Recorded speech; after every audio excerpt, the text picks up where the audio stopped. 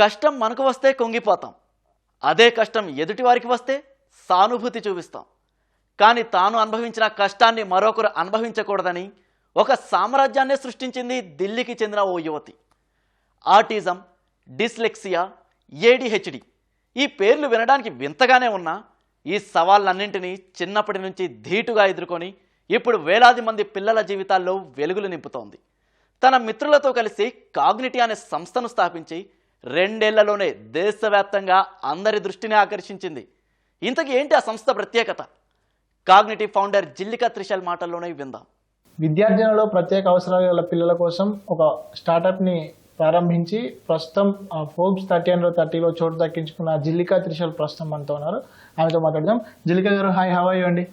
I'm good, thank you. So first of all, congratulations that you are into Forbes 30 Thank you so much. So what if I ask what is Cognity and who is Jillika Thrissur? What do you say? Okay, so Cognity is a software platform that helps schools and governments to identify, support and track children with special educational needs like autism, ADHD, dyslexia and intellectual disability. We are basically trying to unify screening, rehabilitation, which is basically personalized intervention planning, and longitudinal tracking of outcomes at a population scale. We are essentially building the child development infrastructure. And who is Jillika Thrissur? I am right in front of you. But I mean, I like to be known by the mission we have set out on. And about me, I mean, if you would ask me like on a very, very individual level, I like to call myself a very curious soul. I don't really have very strong opinions about things. I'm very open to changing my mind if data and facts and my intuition convinces me think otherwise. But yeah, I like for the materialistic world, I am a neuroscience researcher by training. I trained in labs in India and the US during my undergrad years, and a year after that also I trained as a neuroscience researcher. And my fundamental research interest was to understand how the brain develops during the gestation period. So during your work in social service or social impact, whatever it may be, so what is the one problem that convinced you that Indian children needs a special support system? What is that? I will tell you that, like I said, every stakeholder cares, and there are some services available to a certain segment of the society. The problem is not availability. There is therapy available, there is screening available, there is content available. But I think the continuity between all of these services is very important. When the clinician diagnoses a child, they come up with a 25-page long report. Now the doctor writes their own medical jargon and that which is acceptable in the world from where they come. But when this report lands in the hand of a teacher, the teacher unfortunately does not understand what is written in those reports. The teacher is more concerned about what is the child going to do on a Monday morning or a Thursday evening. Then the clinical manifestations of a certain developmental condition, they are not very interested in that. I think they have more important things to worry about. It's not that they're not interested, they have more important things to worry about on a school level. So these insights between diagnosis and rehabilitation fundamentally get lost. So essentially through Cognity, we have built like an AI recommendation engine which breaks down insights from diagnosis and stratifies the risk level. And based on that, by compressing the data that comes out from screening and triaging, we help to build the individualized education plans, which is personalized intervention planning. So essentially, our thesis around Cognity is to control the data infrastructure from end to end, from screening to outcome tracking. So Cognity works with education, disabilities, government sector. So how does your integrated approach make sure that no child can fall down in their cracks? Sure. So the very first step how Cognity works is we identify domain-based developmental delays in students. We are a non-diagnostic tool. We don't explicitly give out diagnosis that you have autism or ADHD. We don't know. But we particularly look for what developmental delays are causing problems in cognition, behavior or learning in general. Based on that, we triage the developmental risk, which is stratifying the risk that is there. So we see whether the developmental risk is low, whether it's medium, whether it's higher. So if it's lower risk, then definitely the parents and the teachers have to engage more. But in a medium risk where there are certain impairments, but the intellectual baseline is pretty good, the impairments can be worked on and children can go on to live very fulfilling lives if those impairments are intervened on timely. But then, of course, there is a third category of people where the impairments are significantly disabling on a cognitive basis, on a behavioral basis, on an occupational basis.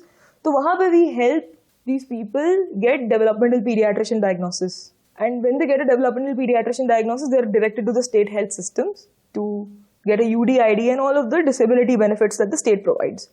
But that's not where we stop. Diagnosis is one part that a lot of players are trying to solve. And a lot of inclusive education departments don't really have a progress tracking method. Whatever the teacher observes is what is the progress, apparently. Just in a typical school, we have a maths test or a science test where we benchmark the scores against other students and we can, to some extent, determine that, okay, the child is doing well in school or they're not doing well in school. That does not really exist in an inclusive education setting because the way to track data is not uniform. So we are getting some uniformity in tracking data because when this data is in one place, guiding further decisions into the child's development becomes easier. So coming back to Forbes 30 under 30, so you have been recognized for 30 under 30 Forbes. Of course. So what does it mean to you and how it will motivate you to go forward in your path? Of course, I think this is a great milestone and also a reminder that we are going in the right direction. But honestly speaking, 30 under 30 is not the flex here. It is the opportunity we have to build something that will last even after we are 40, you know? So this is just a stepping stone for us. And honestly, like the response post the 30 under 30 announcement has been crazy. I mean, we have schools reaching out to us, government departments reaching out to us. They're very curious about the tool. But this time, again, like indexing on the trust factor I raised, they're not asking what is the tool. They're like, how do you implement it in our system? So I think that is a bit of a win here. So how VHub is helpful to you? Of course. So VHub was the first incubator that actually believed in Cognity's idea. Back then, we were a consumer platform trying to improve learning outcomes for children. All I am is very grateful to VHub for the faith they placed in us. And of course, how VHub helped. We came to VHub with an idea as a mobile app to improve learning outcomes in neurodivergent children on an individual scale, on a consumer scale, where we would sell to parents and sell subscriptions and build content for them and use an AI to personalize content.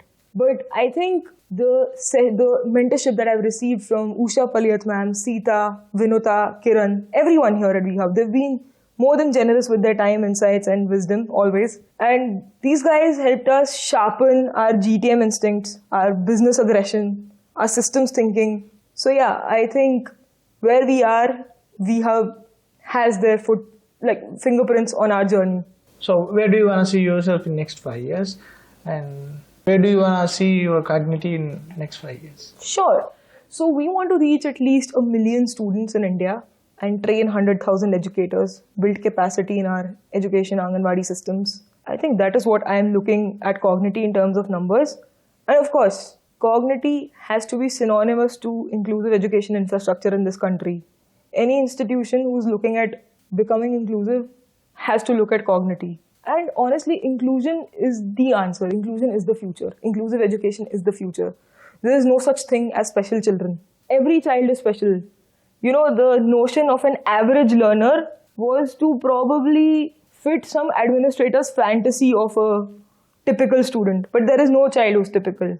Our classrooms are becoming increasingly heterogeneous neurologically. Every child learns differently. Every child behaves differently. And I feel those needs have to be accounted today.